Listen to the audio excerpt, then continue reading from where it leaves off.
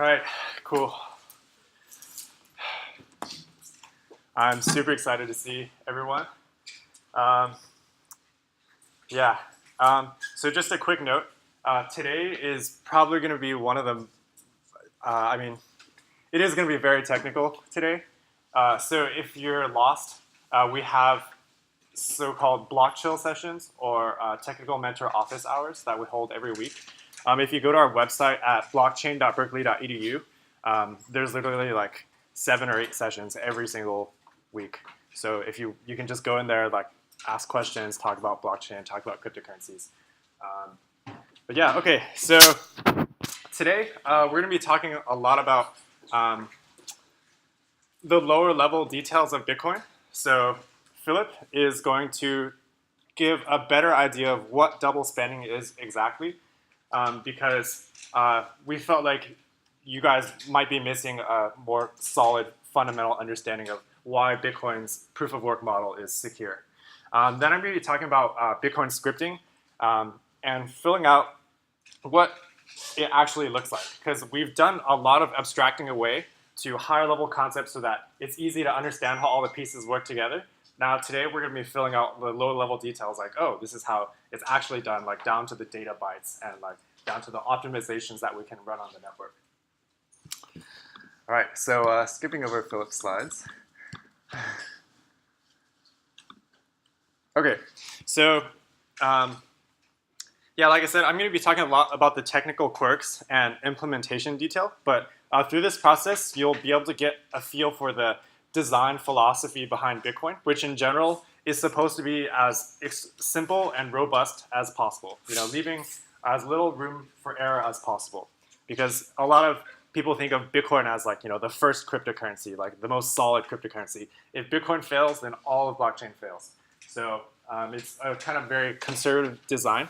Another thing to think about as I'm going through all this is that Satoshi Nakamoto designed all of this, like in his original white paper, and wrote the code. So imagine how intelligent you must be to be able to think up of all of these considerations at once. It's pretty mind-blowing.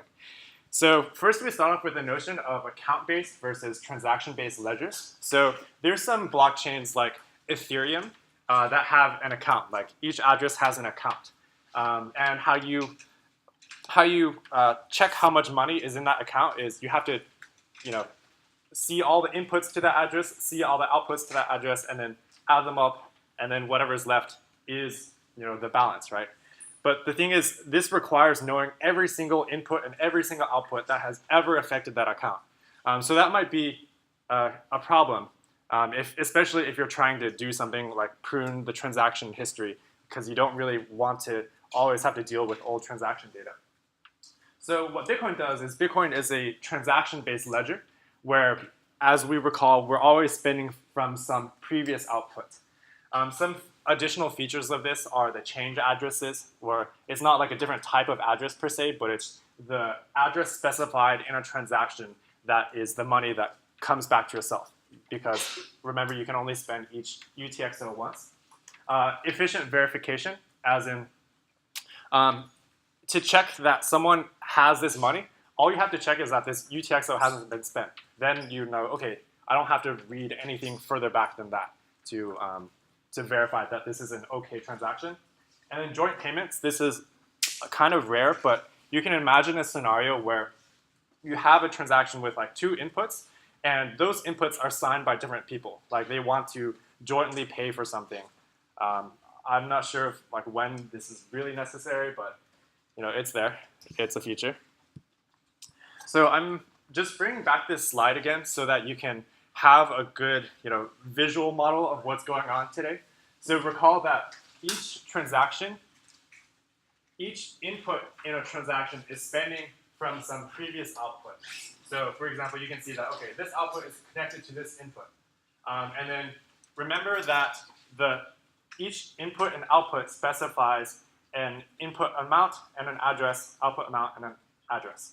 And then how you check that there's enough money is you add up all the outputs and make sure that it's less than the inputs. And any difference between the inputs and outputs is given to the miners implicitly as a fee. So like kind of keep this method, this visual in your head because we're going to be dissecting very closely one of these links. So let's take an even closer look at what transactions actually are. So right here is a rough like JSON object. This is pretty close to the actual representation of a Bitcoin transaction. The only difference is that it hasn't been byte encoded. So you'll see there's some metadata like there's metadata inputs and outputs. So in the metadata, you have a lot of housekeeping information like, oh, the number of inputs and outputs, the lock time, which is useful for Bitcoin scripting, and we'll talk about this more in the scalability lecture. You have a data size, and you have a hash. So what this hash is basically how you identify the transaction. And in general, in Bitcoin and other blockchain systems, it's very common to identify an object by its hash. So whenever you hear the term like transaction ID, it's actually referring to the hash of the transaction. And this right here is the actual like transaction part. And so you'll notice that like there's some inputs. So recall, like I've been saying, that each input spans from a previous output, right? And an output is in a different transaction. So how do you reference that output? So it's simply, here's a hash, which is actually the transaction ID. So you're referencing a previous transaction, and you're referencing the index of the output in that previous transaction. So I got this question last time, but basically the index is like, you have all of these outputs and inputs that are ordered. You just start by counting 0, 1, 2, 3, and like that denotes the index of the output or the input that you're referring to. You'll also notice that in the input, there's also a script sig. This is just an input script, which we'll describe more in the next few slides. In each output, there is an amount and something called the script hub key. So this script hub key is basically the output script. It's what the sender of the transaction specifies in order for the receiver to be able to redeem those Bitcoins later. Yeah. Question? Yeah. So you're saying that every time I make a transaction, I will need a roster containing every transaction that was made with that Bitcoin throughout history. Every time you make a transaction, you're going to need a roster. Of all the transactions that were made like previously with that account? No, you don't, because Bitcoin doesn't use accounts. Every time you make a transaction, all you need to show is that the transaction that you're spending from has not been spent from already.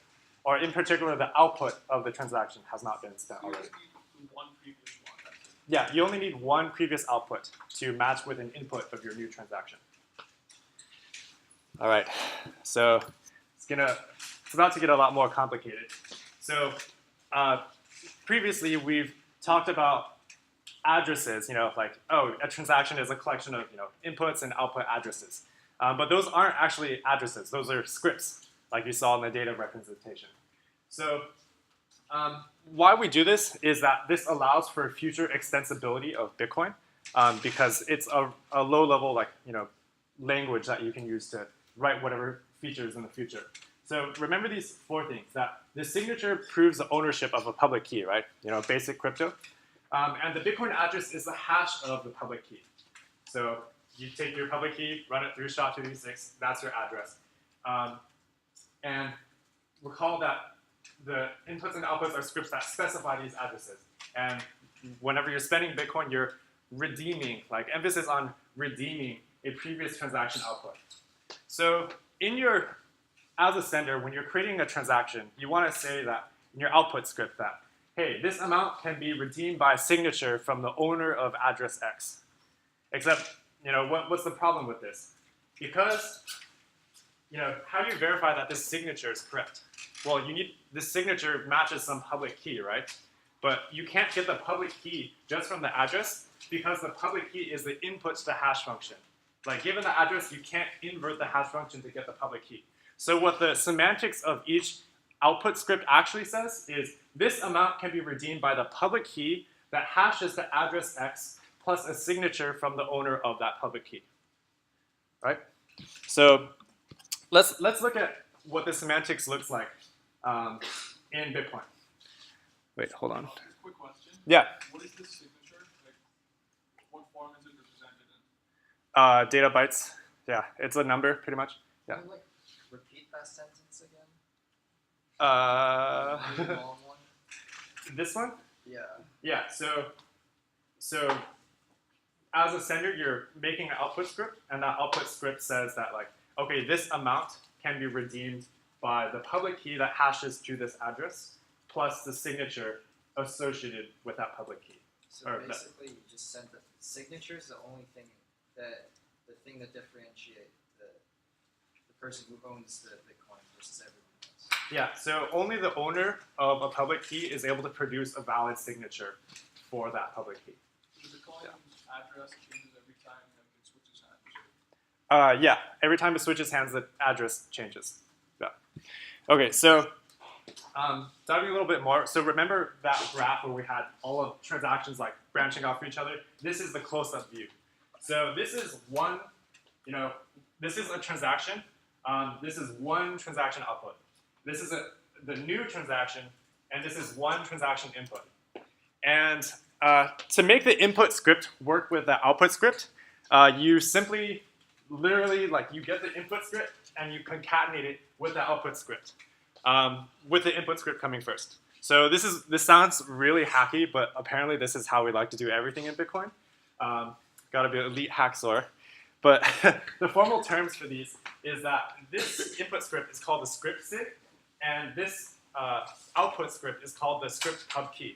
So that's because the output script, remember the output script is specified by the sender of this transaction. So the output script says, oh, they need to provide the pub key that hashes to this address and make sure that the signature matches. This is called script sig because obviously it contains a signature. And the code execution is pretty straightforward. You just run it line by line from top to bottom. So let's look at how the script actually executes. So Bitcoin uses a language built specifically for it called script, or sometimes just the Bitcoin scripting language. It's stack-based. It has native support for cryptography, like verifying signatures, hashing. You can literally do like an entire signature verification in one instruction, for example. And it's also very simple in that notably it's not Turing complete. So you don't have to worry about people writing infinite loops into your contracts and wasting the computational power of everyone involved. So let's run through this example transaction, or I should say this example execution of an input-output script matching. So you start with, we're going to start right here at SIG. Whenever you have SIG, this is just pushing a data object signature onto it. You push pub key onto the stack. Then at opdupe, it simply duplicates the topmost item on the stack. So that's why I have two pub keys here. Ophash 160 hashes the topmost item on the stack. And right here, we have public key hash question mark. So notice that there's a difference between here, pub key hash question mark and pub key. So this is probably going to get a little bit confusing. But remember that because this is in the output script, this is specified by the sender, and it's specifying an address. And remember, an address is a hash of a public key. So this is why we say, okay, pub key hash. You want to match it with this address. Right here is the pub key, which is what the input script specified. So once we push pub key hash question mark onto the stack,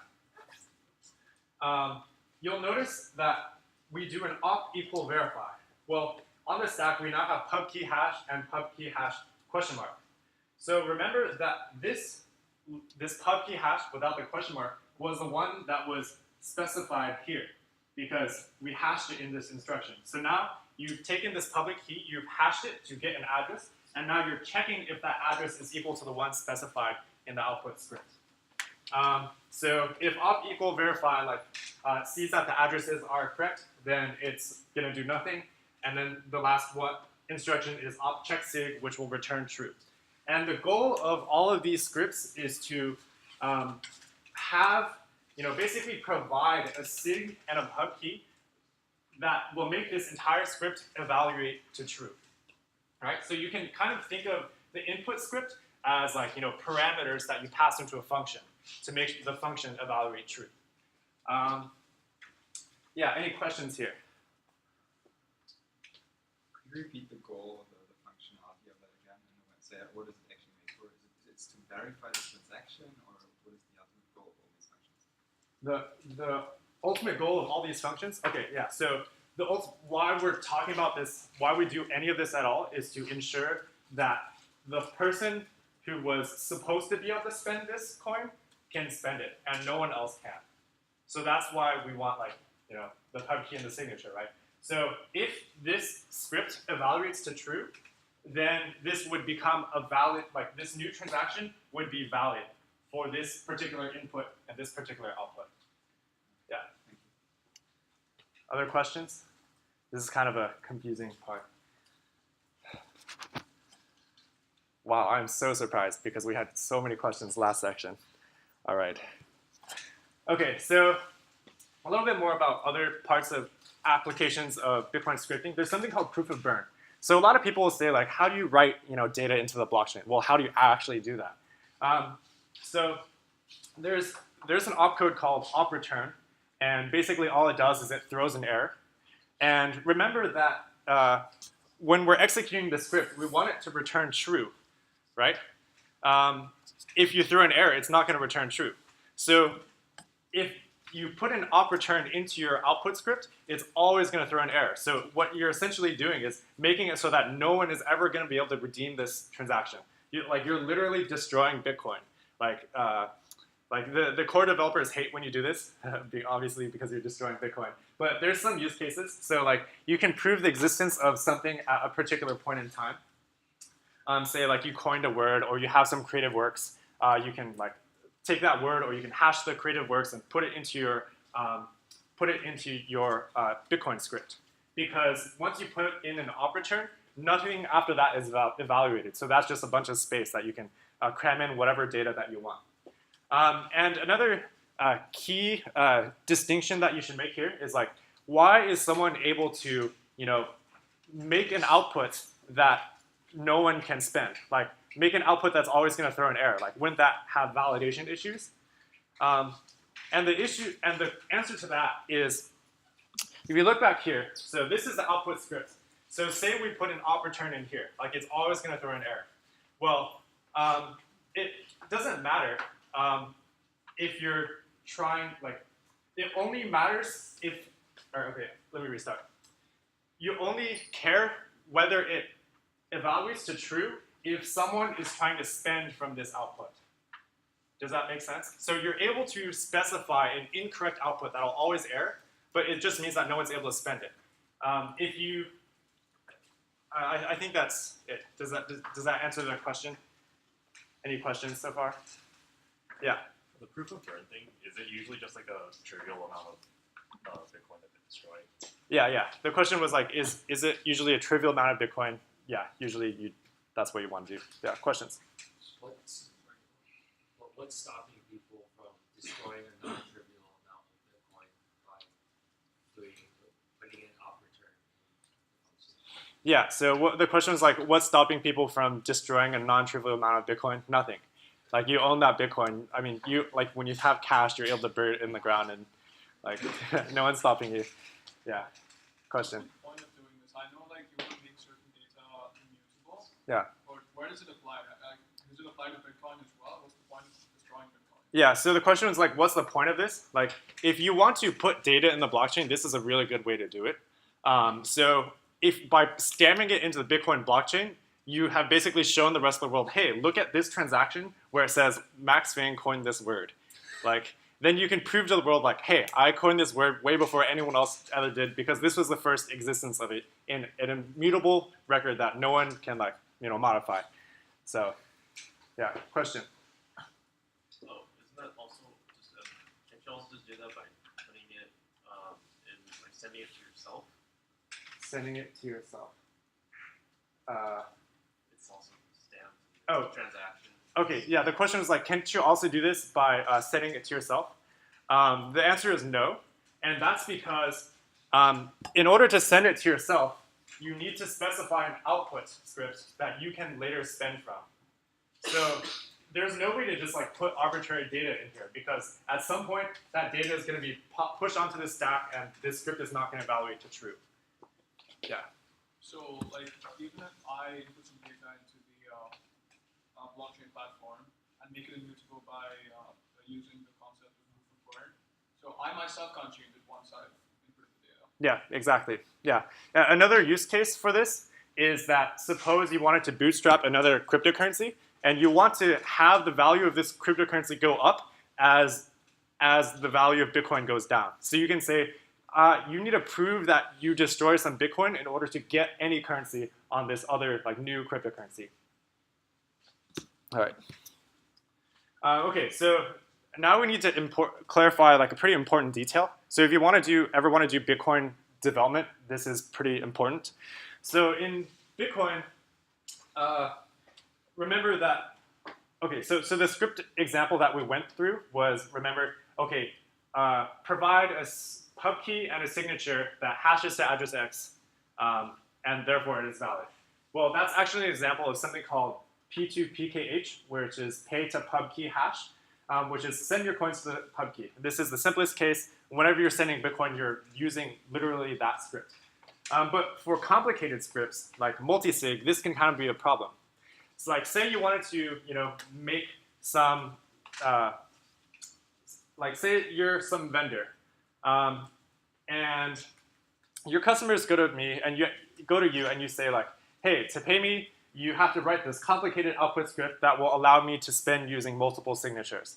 Oh, by the way, if you mess up, your money is going to be lost forever because no one's able to redeem that transaction.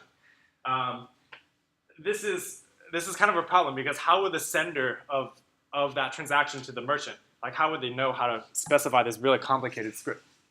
So the solution is to introduce something called pay-to-script-hash, which essentially says send your coins to the hash of this script. And to redeem these coins, you need to reveal the script that has this given hash and then provide data that will make this script evaluate to true. So does that kind of make sense to everyone? You're basically offloading all the script writing to the recipients.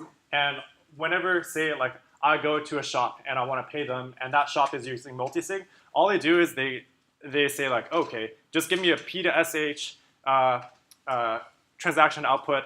Yeah, and here's the hash of the script that you need to specify in your output. That's all I need to do. I don't care about like how they store their money. I'm not burdened with writing this complicated script, and this is actually one of the most important improvements to Bitcoin since its inception because it allows for a lot more extensibility.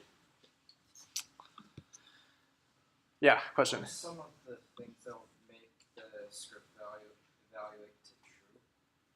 Yeah, so the question was like, what are some of the things that would make the script evaluate to true? I was only talking about the most general form. So for example here, like, remember that you can think of these inputs as the parameters to a function that you're calling, right? You want this function to return true. Well, say I had some complicated, like, multi-sig thing. Then I would need to provide multiple public keys, multiple signatures in order for this to evaluate to true. So those extra pub keys and signatures, like it can literally be whatever you want. It just depends on the specification of what the merchant, how the merchant handles their money. Yeah. So it's kind of the most general form. Okay.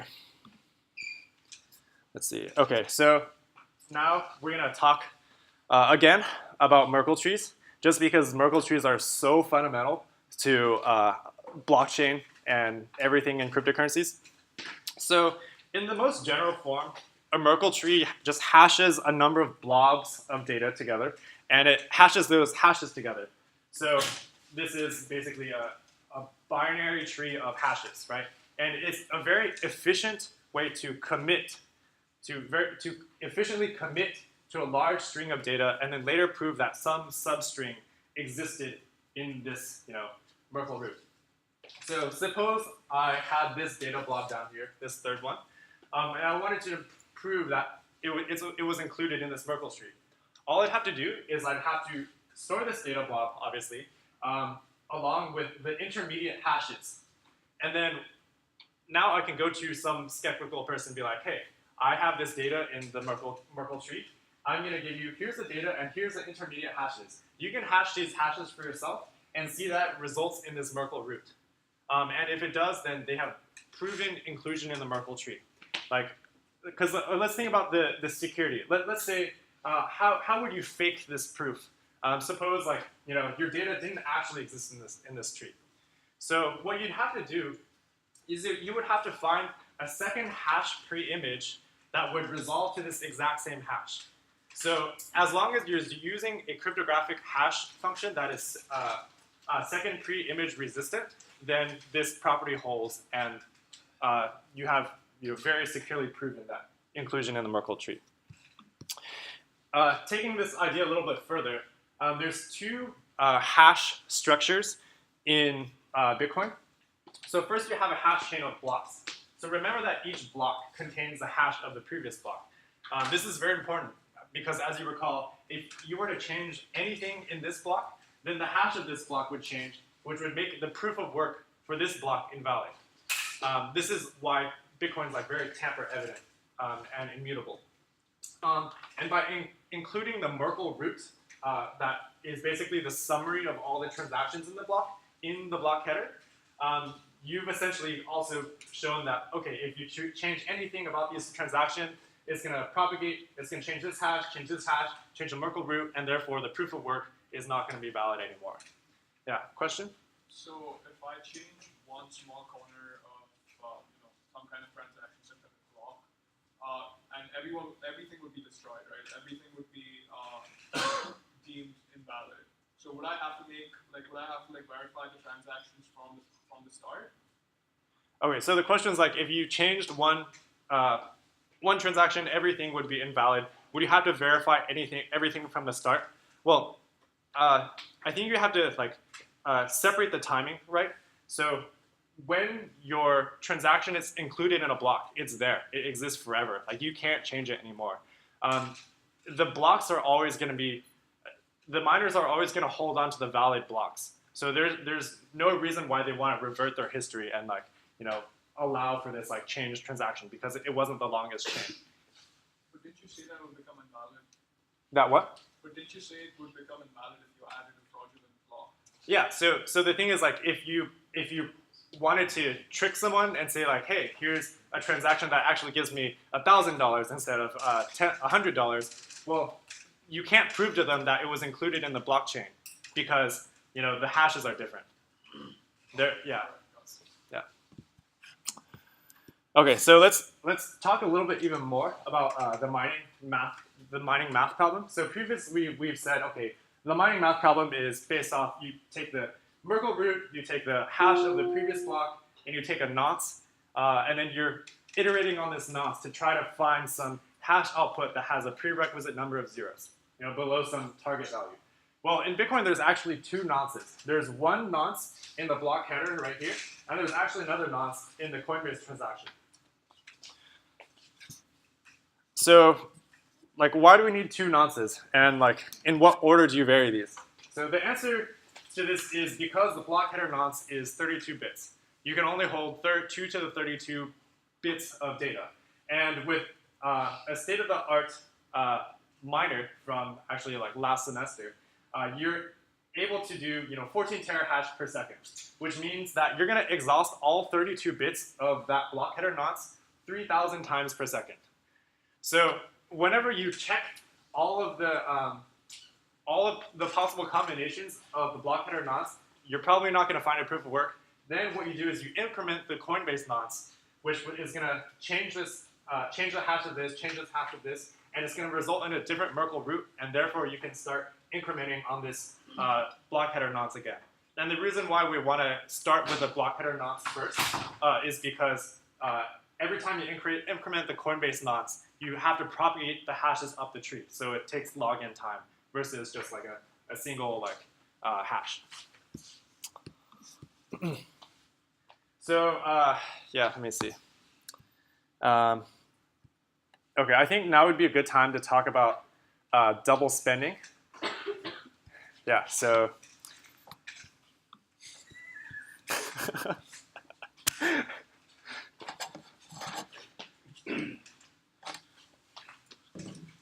Yeah, so I'm going to talk about double spending. Previously, in I think lecture 2, we've mentioned double spending as a weakness when some party gains greater than 50% hash power.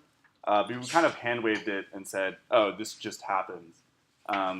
Instead, we're going to kind of look more in depth and see why that actually happens. And hopefully, this will also help you gain some more intuition into how Bitcoin consensus works. So kind of the definition of double spending is you have some money, and through some sort of trickery, you can essentially spend it more than once. So kind of the setup is, suppose you have Alice and Bob. Alice wants to buy an iPhone 0-day exploit on the black market for $1.5 million in Bitcoin from Bob. It's actually a true story. This is a pretty high value item, $1.5 million. Alice would probably like to buy the iPhone exploit, but maybe not spend any money, because that would be awesome. And the question is, how can Alice do that? So we're going to look into how that's actually possible. Before we actually go into the details about double spending, we're going to look at something called confirmations. So when you create a Bitcoin transaction and you broadcast it to the network, it gets included into a block. That transaction has something called a number of confirmations. And essentially what the confirmations are is the number of blocks that are built on top of that transaction, or the block that that transaction's in. So for example, in this picture, my Bitcoin transaction is in the leftmost block, which has 2 blocks built on top of it. So it has 2 confirmations.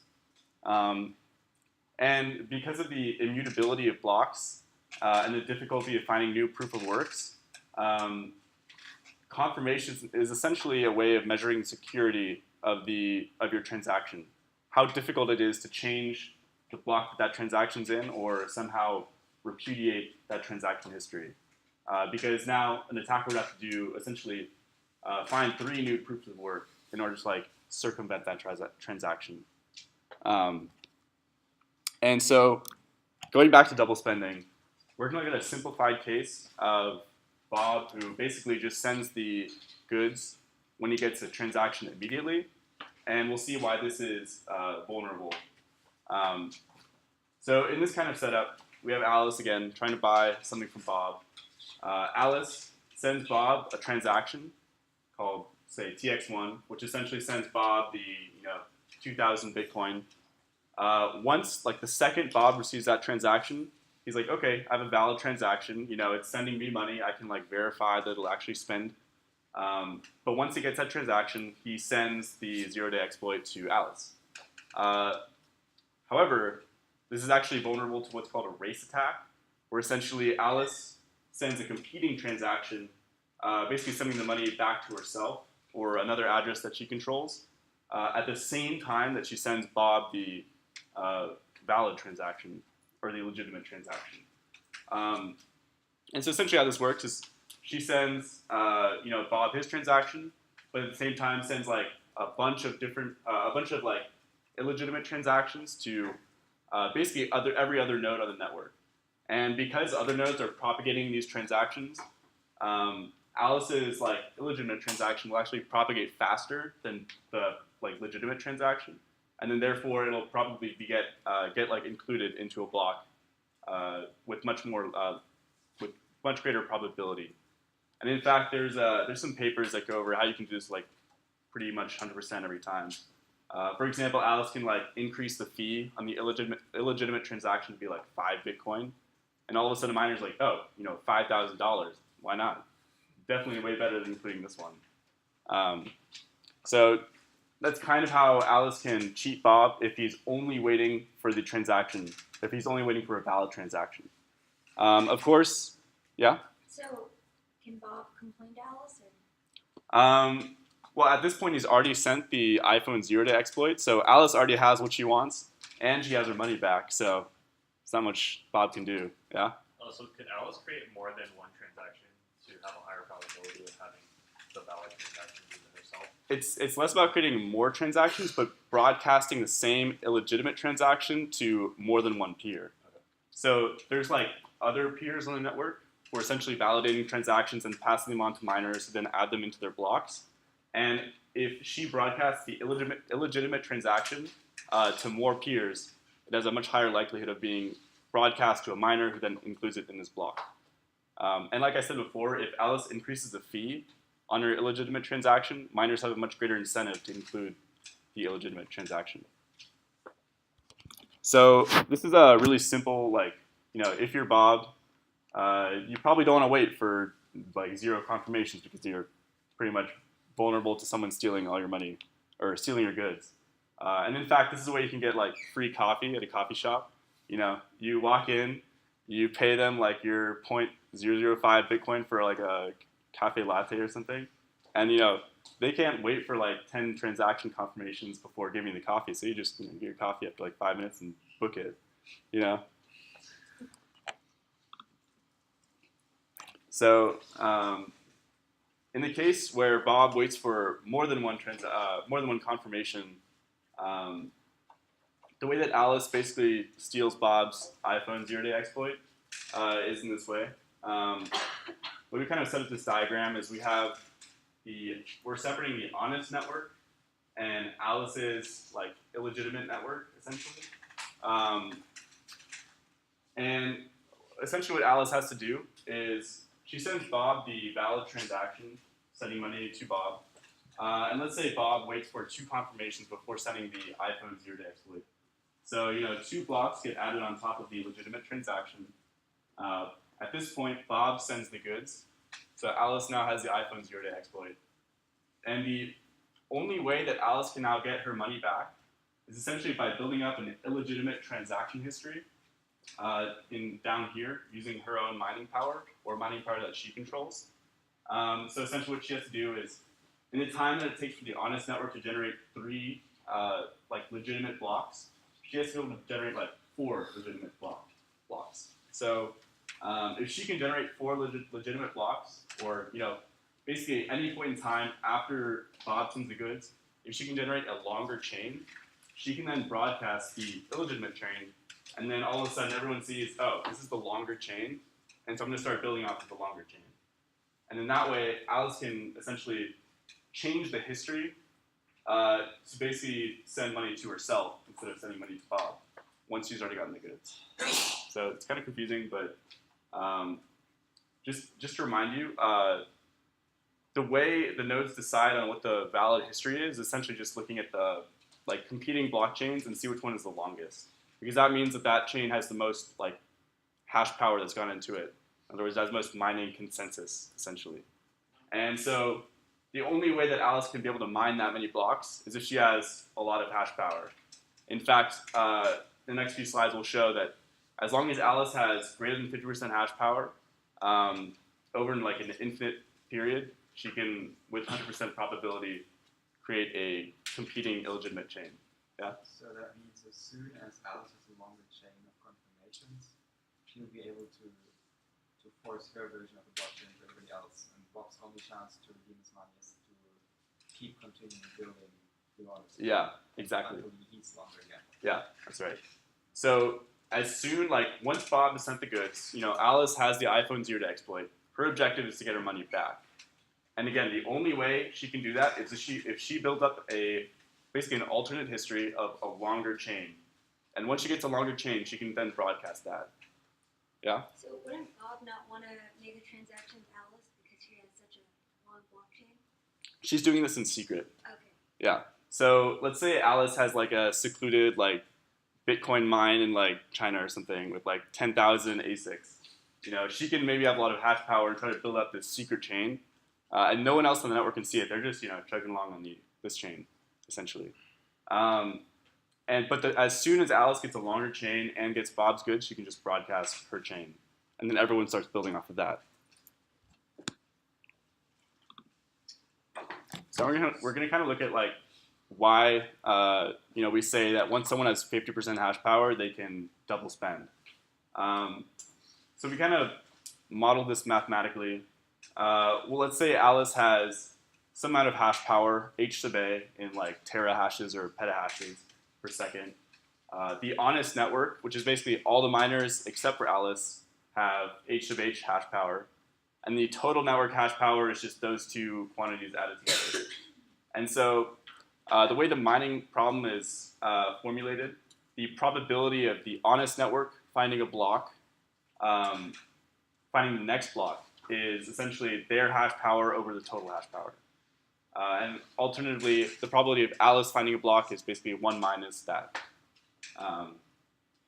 And if we model this as like a Poisson distribution, because we have discrete events occurring with some probability, we can essentially show that Alice, once the honest chain has generated like, let's say, Z blocks, in that amount of time, Alice will have generated Z times Q over P blocks.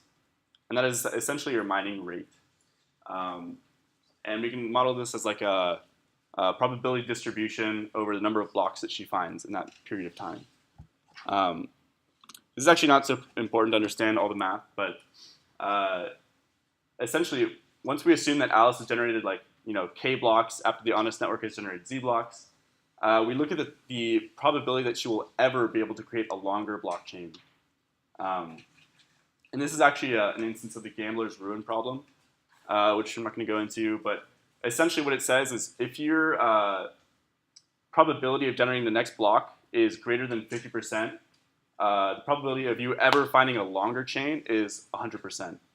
Because if you look at it as an infinite horizon problem, over like 100 blocks or something, once you have greater than 50% hash power, you can always, like, in expectation, generate more longer blockchain. And so how we kind of formulate this into a single like distribution is we sum over all the possible number of blocks that Alice could have generated, and then from those points look at the probability of her ever generating more than the honest chain. And we just like kind of sum over an infinite distribution. Again, the math's not super important, but what's really helpful to look at is these plots. Essentially looking at given that Alice's chain, or Alice's like group, has some proportion of the hash power, what is the probability that she will ever be able to catch up and basically broadcast her illegitimate chain? So if she has 50% hash power, she will always be able to, we see 100% probability, essentially. If she has 45%, it's actually still pretty scary because like, even after Bob waits like the recommended 6 confirmations, she will be able to broadcast her illegitimate chain with like 80% probability. Yeah? So this is just saying, like, if Alice makes her blocks really fast. Yeah. And Alice can make her blocks faster if she has more hash power relative to the honest network. And so a lot of people say, like, you should wait like 6 blocks before sending your like goods or whatever. And that's usually assuming that the attacker has like 10% hash power. Yeah? What is the intuition for that even that you have less than half of the hash power in the network and you still have more than like 7% of probability that you're actually able to post a longer chain? Yeah. Can she work differently than the other guys? Is it more directed? Well, no, it's more looking at like the infinite tail distribution. It's the probability that she ever at any point in time managed to create more than 1 block above. Whereas the honest network has to stay above Alice like all the time. Yeah. So it's kind of a different like win condition essentially. And so the basic assumption is that like your adversary has like less than 10% hash power, and so that's why we say wait like 6 confirmations before sending something. Because at about 6 blocks, they have like a 0.001% chance of being able to ever generate a longer chain and broadcast that. So one important thing to note is that Alice doesn't actually need to control or like own the miners. She can actually like bribe mining pools or do what's called a gold finger attack. I think I have this on the next slide. Yeah. Yeah. Okay. So one thing that's called a gold finger attack, which is basically where kind of the general assumption in the Bitcoin network is that if someone manages to double spend, the confidence in the network will crash because people can start like buying things from you and then not paying you. which is no good. So kind of the assumption is that once a double spend is detected, the price of the network will crash. And so therefore, one interesting way that Alice can like fund her double spend attack is by shorting the exchange rate and then using that as collateral to like buy miners or bribe miners or like rent miners, and then basically get above 50% hash power, you know, cause a double spend, and then like cash out on the short. Yeah. Does this happen often? You know, I don't know if this has actually happened, but it's kind of a hypothetical, like, I don't know, do it at home or something. So yeah, if you're like trying to make some money, this might be a fun way, and you have a bunch of capital. Yeah, I think we're gonna go over homework. There's wait, no, there's more. It's probably illegal. I don't know actually. I mean, there's no like regulation around it, so Yeah. you could pretty much do whatever. All right, so I'm gonna spend the last few minutes talking about SPV. I need to finish this up because this is a really important concept in Bitcoin. So the current size of the Bitcoin blockchain is 102 gigabytes and growing. When I started school at Berkeley 2.5 years ago, it was 23 gigabytes. So in the last 2.5 years, you know, it's grown by 440%. So in the next few years, storing the full Bitcoin blockchain is probably not going to be feasible for the average user. So how do we address this? There's something called simplified payment verification. These are called SPV nodes, which or thin clients, as opposed to full nodes, which store the full blockchain. So the basic concept of an SPV node is that they only store the pieces of data that are relevant to them and that are relevant to verify the transactions that concern them. So if nearly all the nodes on the network are SPV nodes, so if you're downloading like some Bitcoin wallet on your phone, it's probably an SPV node because I doubt your phone has 102 gigabytes just laying around. So kind of the structure. So SPV nodes only just keep the block headers of the blockchain, and how you can do this is you just query all your peers on the network, say like, hey, can you give me your block headers until you're convinced that this is the longest chain. And how you would validate an incoming transaction. So suppose you're a merchant selling look at this bird posters online and running an SPV node. A customer sends you an incoming transaction. Now all you need to verify is that this was included in a block at some point and that this person can't double spend on you. So you go over to a bunch of your full node friends and ask them to give you the intermediate hashes or the Merkle branch for this transaction. So basically, I want to verify this transaction. This is the transaction that was given to me. I asked my friends for these intermediate hashes, and so long as I can, hash these, and it yields the Merkle root that I have saved locally, then I'm convinced that okay, this transaction was included in a blockchain, and therefore like no one can double spend me. The only thing left is to then wait the 6 required confirmations. So let's analyze the security a little bit. Ooh, a little bit out of time, but this will only take like 2 or 3 minutes. So remember that the SPV nodes don't have the full history and they don't know the UTXO set. Therefore, they don't have the same level of security as all the other nodes because they can't check if every transaction included in a block is actually valid. So the assumption is that all the incoming block headers aren't a false chain. And this is a very fair assumption because the block headers contain the proof of work. Therefore, it's really difficult to generate block headers. And over the long run, someone wouldn't be able to sustain this. The other assumption is that there are full nodes out there validating all transactions. So one example of this is there's efficiency benefits to doing so. So if you're Newegg and you have a bunch of orders coming in, it's very inefficient to constantly go over to your full node friends and ask like, hey, can you give me the Merkle branch for this transaction? Instead, it probably makes sense for you to keep a full blockchain so that you can do a very fast local check if it's valid.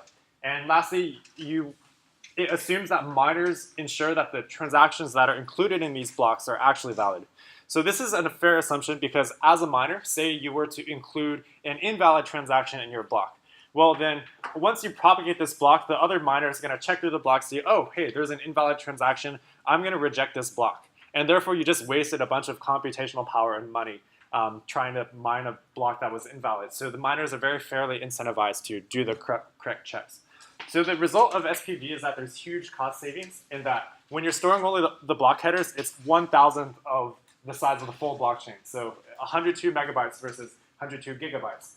And the overall summary of this is that they basically capitalize on obtaining data for verifying these transactions lazily. And so for most consumers and users of Bitcoin, this is a fair assumption. I have all of these slides too, but that's okay. Yeah. All right, so your homework is we're going to give you free money. Yeah. Our readings for next time is the first 3 sections of the Princeton textbook and, yeah, citations. Thank you, guys. Thank you. All right. Yeah. Download all. We're going to send out instructions to, you just need to download a wallet from a particular provider, and then they're going to send you money. So, $3. Yeah. Would it be coin? 3,000.